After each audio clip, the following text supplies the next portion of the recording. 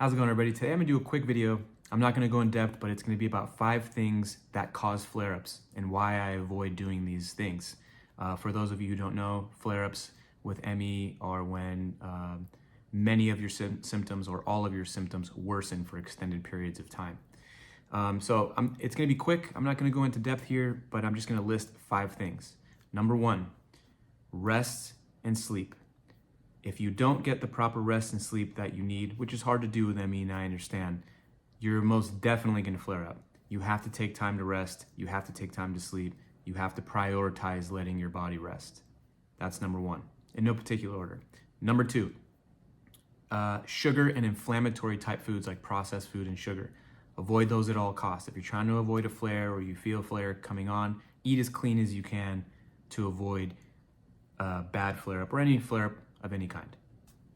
Number 3, overdoing it with exercise and moving around.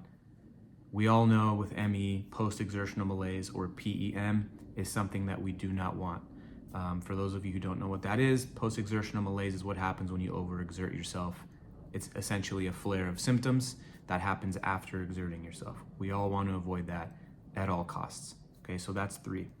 Number 4, excessive heat. This isn't spoken about a whole lot in the ME community, but excessive heat can cause a flare-up.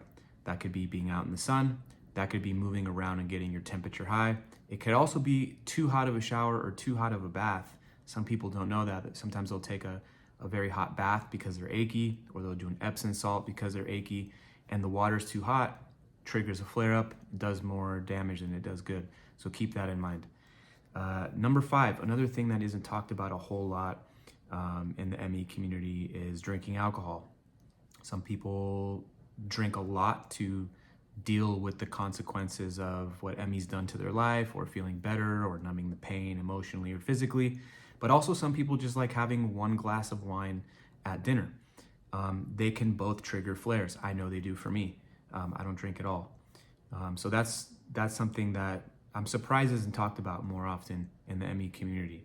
But I wanted to keep the video very short. That's just 5 things that are very important when it comes to avoiding flares. There are many, many more, so please drop in the comments what things you do to avoid a flare. And if you want to get notifications about future videos, please like and click the bell button. That way you're notified when videos come out. I hope everyone's feeling well. Until next video, take care.